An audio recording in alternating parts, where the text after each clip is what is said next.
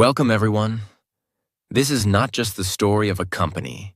This is the story of two men who had nothing left, no money, no home, no hope. But from the burnt ruins of World War II, they created something that changed the world. This is the real story of Sony, the brand that brought us the Walkman, the PlayStation, the first Japanese radio, and gave the world a new vision of Japan after war. But it's not just about business.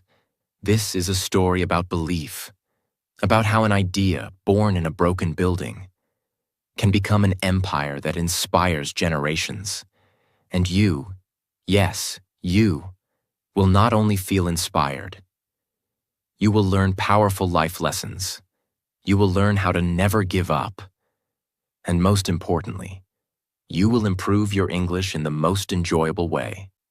So stay till the end of this journey, because this is not a boring business story. This is a movie, and now let's begin. Part 1. Bombs, Broken Buildings, and a Big Dream. The beginning of Sony. The year was 1945. The world had just ended the most brutal war in human history, World War II. And in Tokyo, Japan, everything was destroyed. Buildings were broken.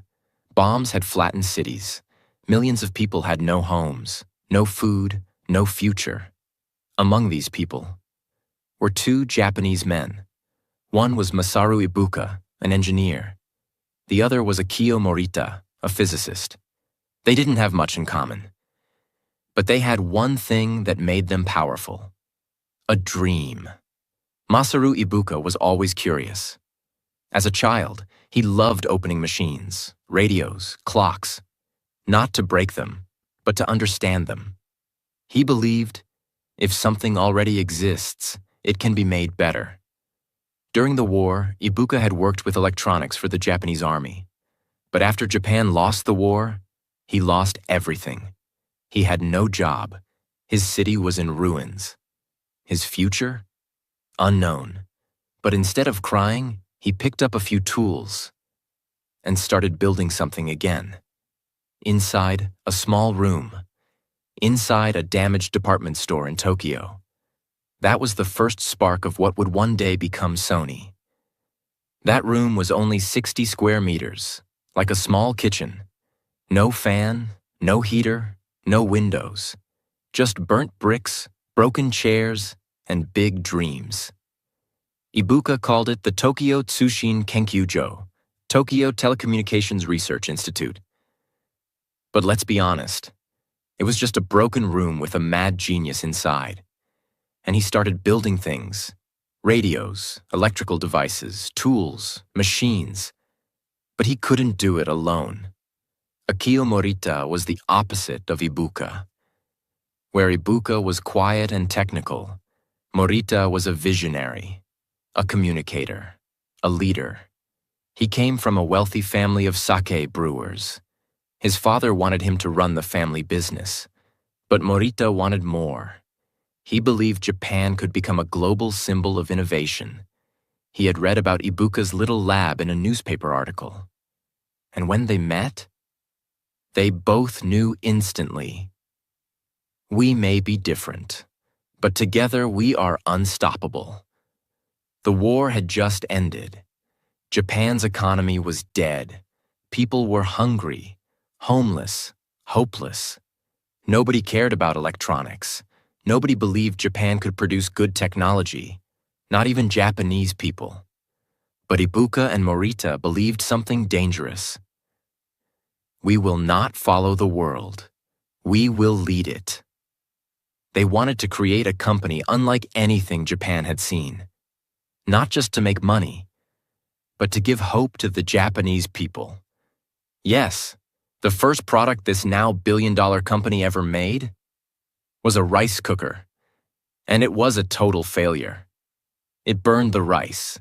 It had no temperature control. Nobody bought it. But they didn't stop. They said, "We failed, so what? Let's try again." They kept building, testing, experimenting, until one day They saw a new opportunity. In those days, American radios were everywhere. Japan couldn't make its own. It had no transistors, no factories, no reputation. But Ibuka had an idea. Let's make the first Japanese transistor radio. Everyone laughed. Experts said, it's impossible. The government said, we don't have the parts. America said, you can't copy our patents. But they didn't care. They worked day and night. They studied everything about radios. They used black market parts, broken pieces, leftover wires. They didn't sleep. They didn't eat properly. They were obsessed. And then, after months of sweat and struggle, they did it. They created Japan's first transistor radio. Now they had a product, but they needed a name. They didn't want a long Japanese name. They wanted something global, something easy to say, something short, something powerful. So they chose Sony. Sonus equals Latin for sound, plus Sonny equals young boy. It represented youth, energy, sound, and dreams. They said, we are not just making products. We are building a brand that the world will respect. It was the year 1955.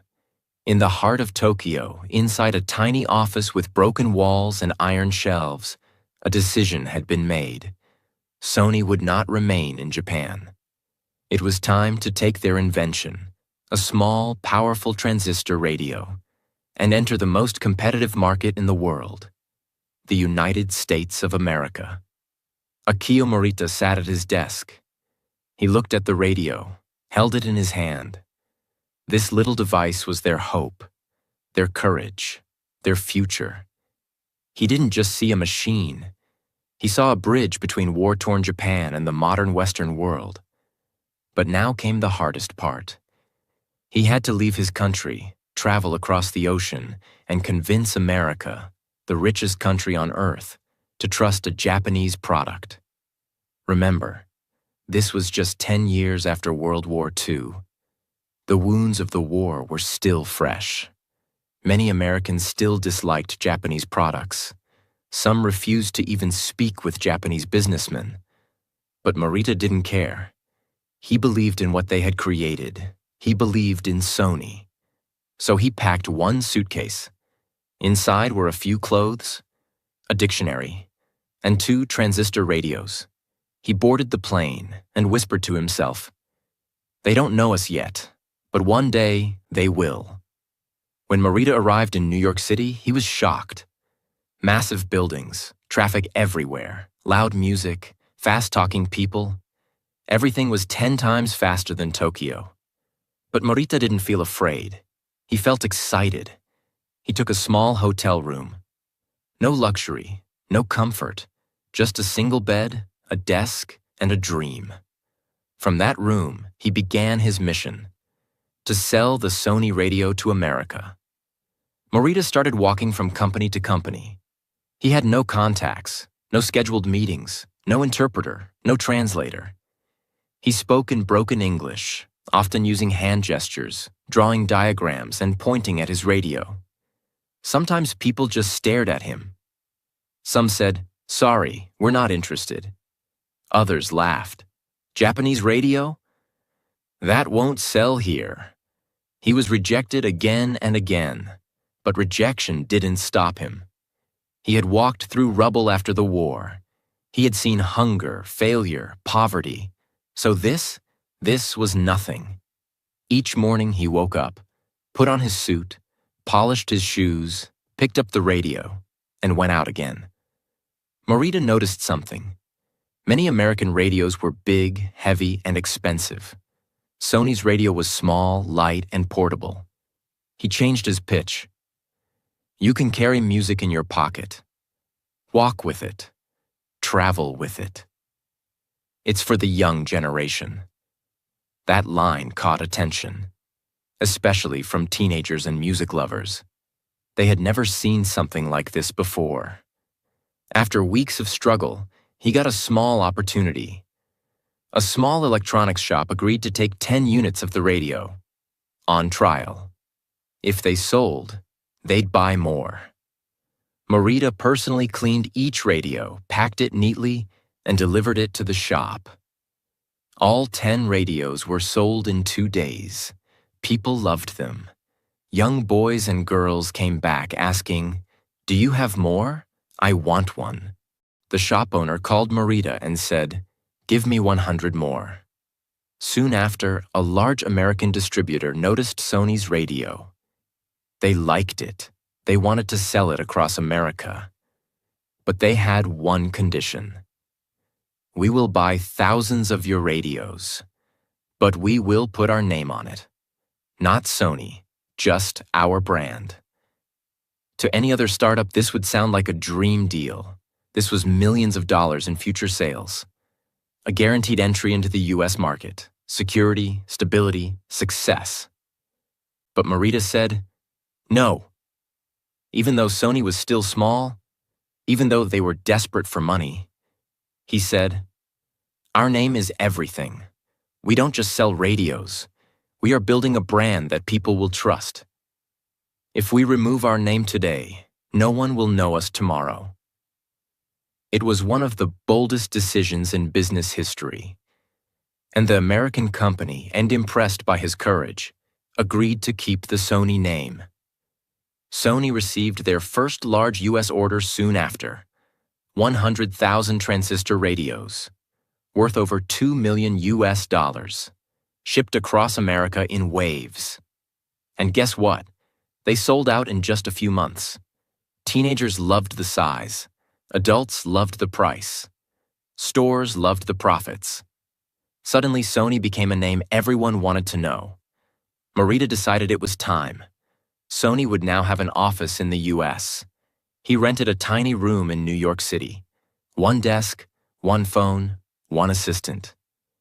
But it was Sony's first global step. He worked day and night, answering calls, managing orders, building relationships. Back in Tokyo, Masaru Ibuka handled production. He expanded their small factory, hired more workers, improved quality. Together, they built a bridge between Tokyo and New York, a connection that would help Sony grow from a startup to a global giant. But Morita wasn't satisfied. He said, "We must not become lazy. One good product is not enough. We must create something the world has never seen." Sony's engineers were challenged to do more. Better sound, smaller size, longer battery, new ideas. Part 2. They said it was useless. But it changed the world. The year was 1979. Sony was no longer just a small company. It was now a rising name across the globe. People were starting to say, "Have you heard of that Japanese brand? Sony? Their radios are amazing." But inside Sony's Tokyo headquarters, Akio Morita was restless. He had seen success. He had opened an office in America. They had made millions of dollars in radio sales. But now, he was looking for what's next. He knew the truth.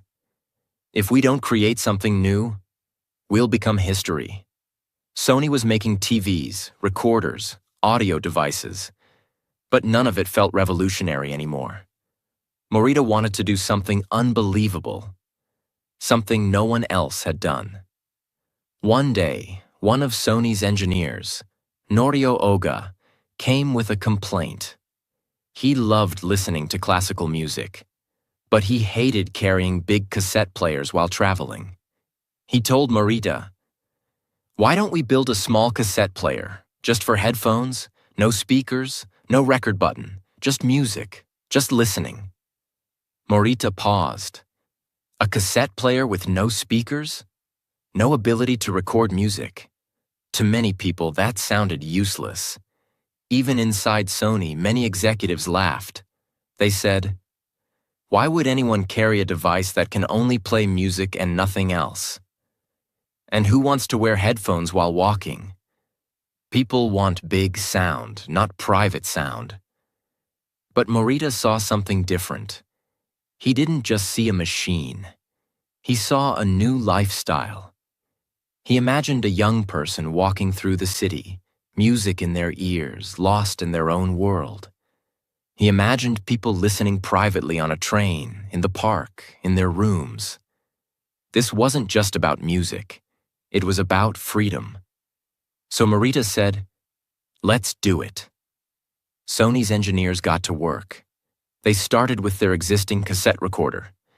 They removed the recording system, the loudspeaker, the microphone, and replaced it with a stereo amplifier, a headphone jack, lightweight materials. They tested dozens of sizes, shapes, buttons. The challenge was, it must be small enough to fit in your hand, light enough to carry anywhere, and strong enough to survive daily use. After months of trials, they created the first prototype. It was small, battery-powered, crystal clear in sound, fit perfectly in a pocket or bag. Marita wanted a name that felt fun, light, and modern. They considered Soundabout in the US, Stowaway in the UK, Freestyle in other countries. But finally, they went back to something simpler. Walkman. It wasn't perfect English, but it sounded cool. It combined walk, movement, portability, man, person, individual user. And Marita believed the name would grow with the product. They printed the first batch, 30,000 Walkman units, packaged neatly, sold for around $150 at launch. They sent them to music stores in Japan and waited. At first, no one bought them. People walked past the product. Even journalists mocked it. One newspaper headline said, "Sony's Walkman, a step backwards in music." Sony executives panicked. They had invested millions of dollars into the idea. Was it a mistake? Marita didn't panic. He said, "People don't understand the Walkman because they've never seen anyone use it." So he launched a radical marketing plan. Sony hired young models and actors, gave them free Walkman players, and sent them to parks, subways, beaches, college campuses. They wore bright clothes, danced, smiled, and used the Walkman in public. Passers-by noticed. They saw people walking with music in their ears. They looked happy, stylish, cool. Suddenly, Walkman became a trend. People wanted to feel what these people were feeling. And within 2 months, Sony sold out all 30,000 Walkmans. Orders came from every direction: Europe, USA, Canada, Australia, Asia. Sony couldn't keep up with the demand. By the end of the first year, Sony had sold over 500,000 units. Within 5 years, they sold over 10 million Walkmans worldwide. Eventually, the number would grow to over 400 million Walkmans sold, generating billions of dollars in revenue. But more than money, Sony had done something no other company had done before. They had changed human behavior. Before the Walkman, music was shared in rooms, played on speakers. You couldn't listen privately. Music was for groups, not individuals. After the Walkman, people walked, jogged, traveled with music. Music became personal. Headphones became a fashion. The idea of my playlist, my world was born. Sony had invented personal music. Today, when you use Spotify, or put on earbuds, or create your own playlist, it all started with that one invention, the Walkman. Now, Sony wasn't just a company that made electronics. It was a brand that stood for innovation, independence, youth, culture, personal identity. People didn't just want Sony products. They wanted to be part of Sony's world. And Marita? He became a global icon. He was invited to business conferences, universities, innovation forums. People started calling him the Steve Jobs of Japan. Sony was flying high. The Walkman had changed the world. It was not just a product. It had become a symbol of culture. People walked with it, danced with it, lived with it. Sony had become a global brand, rich, respected, and rising. But Morita and the team were not resting. They had already changed the way people listened to music. Now they wanted to change the way people play. They wanted to enter a new battlefield, the world of video games. Why video games? In the early 1990s, gaming was becoming more than just a toy. Children loved it, teenagers were addicted, and a new industry was being born, one that would soon be worth billions of dollars. Companies like Nintendo and Sega were leading, but Sony had never made a video game console. Many inside the company thought it was too risky. They said, "We make music players and TVs. We don't belong in gaming." But one young engineer inside Sony didn't agree. His name was Ken Kutaragi. Ken was a quiet genius. He loved games, he loved technology, and most of all, he loved pushing limits. He watched his daughter play Nintendo games and thought to himself, what if we make something better? What if we make a gaming system so powerful that people feel like they're inside the game? At the time, he was just an engineer, not a leader, not a decision maker. But he had a dream, and he had an idea. Sony didn't want to jump into gaming alone, so they went to Nintendo, the king of the gaming world at the time, and together they made a deal. The plan was, Nintendo would make a new console. Sony would help build the CD-ROM system inside it. This would allow games to be played from discs, not cartridges. Sony would also make a version of their own called PlayStation. It seemed like the perfect partnership. They started working. They built prototypes. Millions of dollars were spent. Then came the big announcement day. 1991 Consumer Electronics Show. Sony executives arrived. They prepared the stage. They were ready to tell the world, Sony and Nintendo, together we're creating the future of gaming. But what happened next was a brutal betrayal. Just hours before Sony's big reveal, Nintendo went on stage and announced something shocking. We are now partnering with Philips, not Sony, for our next console. Sony executives were sitting in the audience. Their jaws dropped. The company they trusted, worked with, built for, had cut them off publicly, without warning. It was not just a business betrayal. It was a slap in the face. Millions of dollars lost, months of work thrown away, and worst of all, the entire industry watched Sony get humiliated. Most companies would walk away, but not Sony. Ken Kutaragi walked into the meeting room. He looked at the team. Everyone was silent, angry, embarrassed. He said, "Let's not fight them with words. Let's fight them with power. Let's build our own console, and let's make it the greatest console the world has ever seen." The room was quiet. Then someone whispered, "Let's do it." That moment was the birth of the Sony PlayStation. Sony gave Ken the green light, but with one condition. This must be different, not just a toy. It must be a full entertainment machine. Ken and his team worked like mad scientists. They built and rebuilt the console again and again. They focused on 3D graphics, fast processing speed, CD-ROM game loading, memory cards, epic sound quality.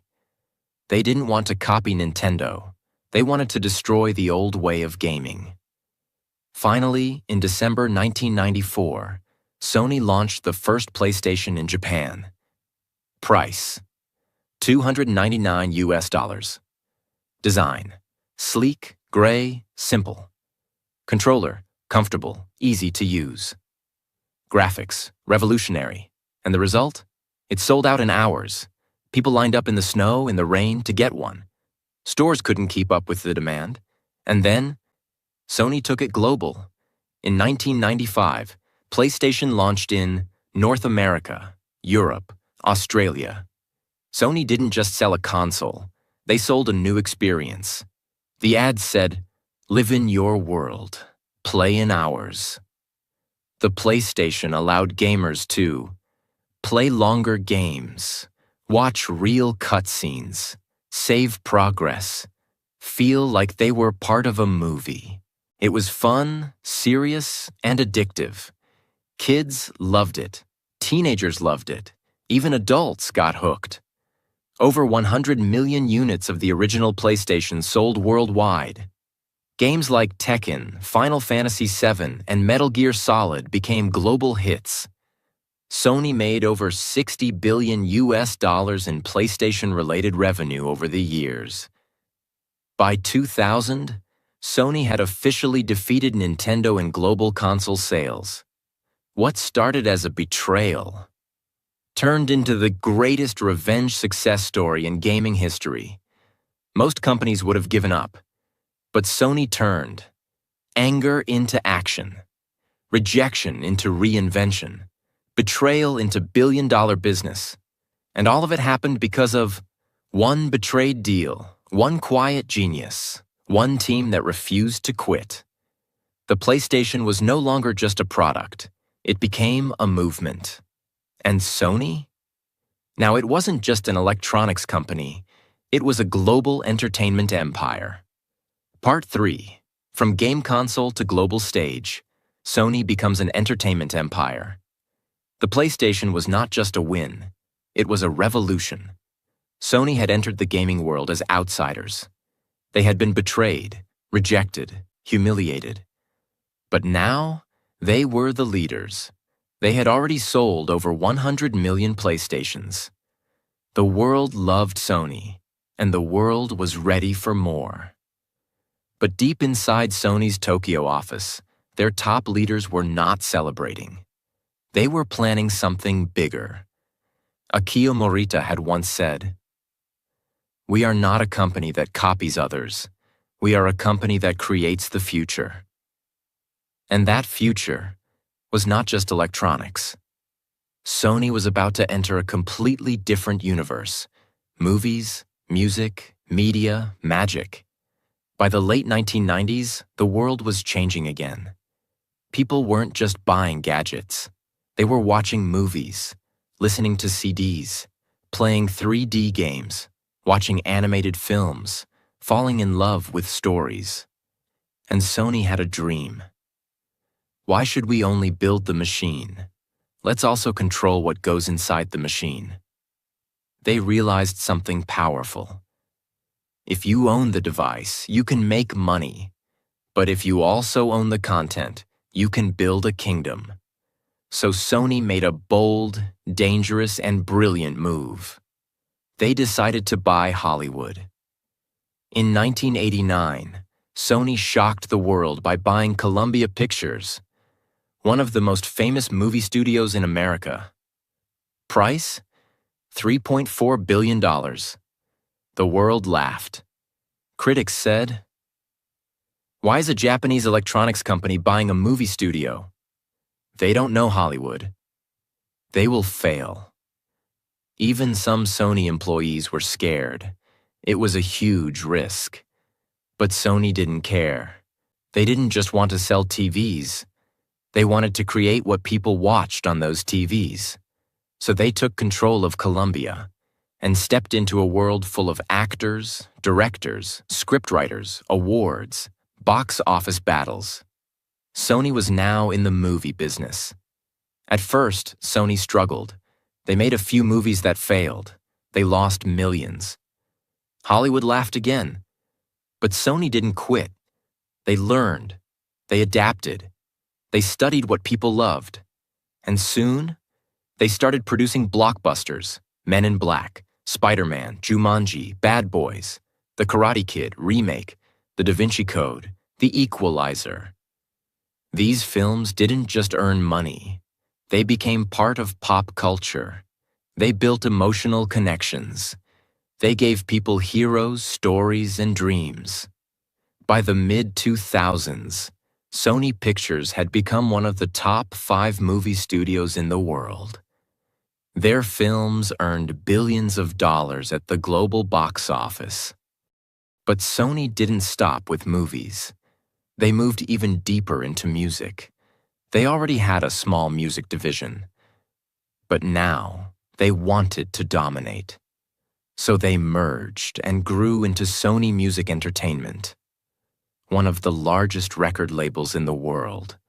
And they signed some of the biggest artists in history: Michael Jackson, Beyoncé, Adele, Shakira, Justin Timberlake, Harry Styles, Miley Cyrus, Travis Scott, and many more. Sony was no longer just an electronics brand. They were now shaping the music people loved, the movies people watched, the games people played. They were building a world of emotion, one song, one story at a time. Imagine this. A person wakes up. They turn on their Sony TV, watch a Sony Pictures movie, play a song from Sony Music, pick up their Sony PlayStation controller. Game starts with a Sony soundtrack. Save progress on Sony memory card. Sony had done the impossible. They were now present in your eyes, your ears, your hands, your heart. And they weren't just selling products. They were crafting experiences. Even with all their success, Sony never became lazy. They kept experimenting. They built Blu-ray disc technology, high-definition TVs, professional cameras used in Hollywood, noise-canceling headphones, robotic dog Aibo, virtual reality PlayStation VR, smartphones with 4K screens. They also invested heavily in AI, robotics, and digital imaging. Sony believed, if people laugh at your idea today, they will thank you tomorrow. That mindset built their empire. By now, Sony had over 110,000 employees worldwide, offices in more than 180 countries, revenue of over $85 billion per year, multiple billion-dollar divisions, gaming, music, films, imaging, electronics. But more than numbers. Sony had built a name that meant creativity, quality, emotion, respect. And they did it not by copying others, but by leading, again and again. Sony's success didn't come from just machines. It came from their culture. Inside Sony, every employee is taught to think like an artist, work like an engineer, lead like an entrepreneur, care like a family member. They give their people freedom to experiment, permission to fail, opportunities to grow. It's not just a job, it's a mission to improve lives through creativity and technology. Now Sony is working on next-gen PlayStation 6, smart wearable music tech, film studios in new countries, global music talent expansion, virtual production for films, AI-driven sound and editing tools, gaming universes mixed with film and music. They're creating a future where one story can be a game, a movie, and a song, all at once, all powered by Sony. They are building worlds, not just products. Part 4. The legacy of Sony, built on courage, cracks, and a camera of dreams. Sony had now become something bigger than a company. They were a storyteller, a builder, a connector, a symbol. They had entered every part of the world and every part of the human heart, from the streets of Tokyo to the skyscrapers of New York, from the hands of children playing PlayStation to the ears of teenagers wearing headphones on buses, to the eyes of movie lovers crying in dark theaters. Sony was everywhere. But behind all the cameras, screens, music, and machines was a truth most people didn't see. And today, in this final chapter, you will see it. Sony's success was not made from shiny gadgets. It was built from broken floors, rejected ideas, burnt buildings, sleepless nights, empty bank accounts, and tears no one saw. Masaru Ibuka started alone in a burned-out department store, with only tools and belief. Akio Morita traveled to a country that hated his language and sold a dream through hand gestures. Ken Kutaragi got rejected, pushed aside, and laughed at, but built PlayStation with anger in his heart and fire in his soul. They didn't have luck, they didn't have comfort, they didn't have safety, but they had something more dangerous. They refused to stop. Sony's cameras didn't just capture pictures, they captured moments. Sony's games didn't just give fun, they gave escape. They gave courage. They gave another chance to the broken kid who felt like a loser. Sony's music wasn't just sound, it was healing. They didn't create machines, they created meaning. And that's what made them different. Now let's talk about what most people don't know. Akio Morita, the face of Sony, gave his whole life to the company. He believed in global peace through global creativity. He didn't want Sony to be Japanese. He wanted it to be human. In 1993, after a long career, Morita had a stroke. He was forced to retire. He couldn't speak clearly. He couldn't lead anymore. The man who once stood on world stages was now quiet in a hospital bed. But until his last breath, he still read Sony reports, tracked news, and smiled when the company succeeded. In 1999, Akio Morita passed away. He didn't live to see the full future of the PlayStation 2 or Spider-Man's billion-dollar empire. But he died with one truth inside his chest. I gave everything, and now the world listens when we speak. As Sony grew into a giant, something else quietly grew too. Pressure, competition, pain.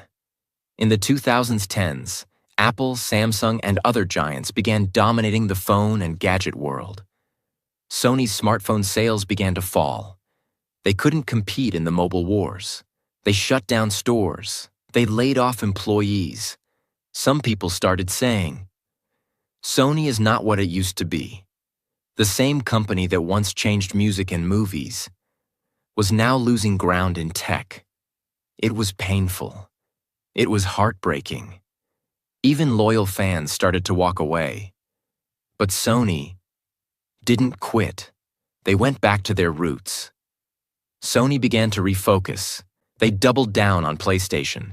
They improved their cameras, now used in most iPhones. They pushed deeper into music and film. They invested in sensors, AI, and cinematic technology. They didn't try to beat the world in every category. They chose to own what they were born to own: emotion, vision, experience. And that brought them back to the top.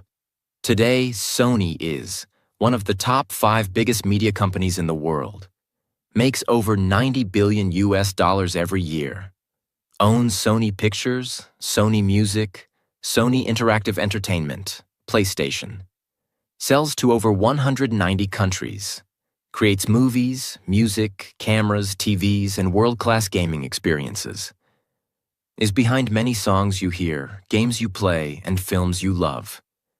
But more importantly, they are a symbol. Final life lessons from Sony's story.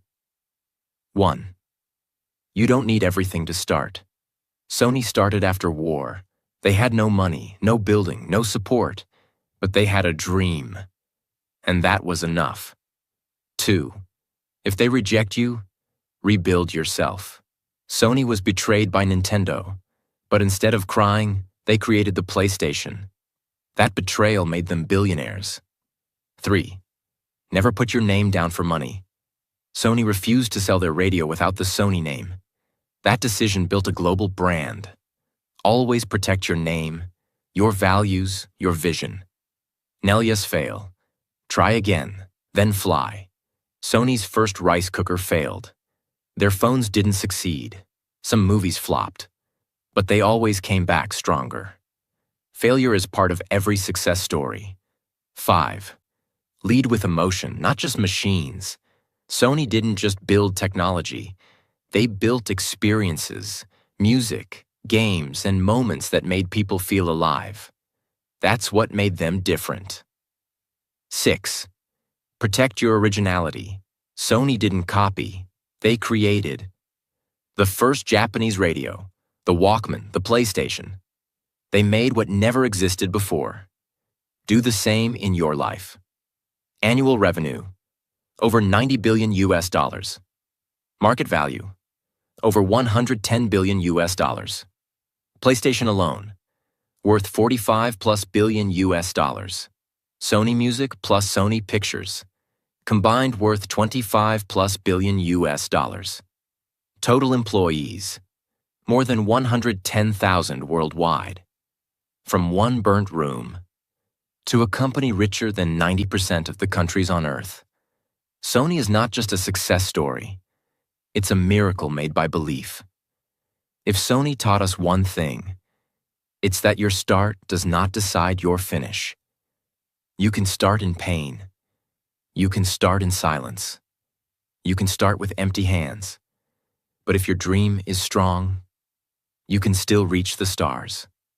So please, never give up. Protect your name. Do what others think is impossible. And build something that makes people feel something, just like Sony did.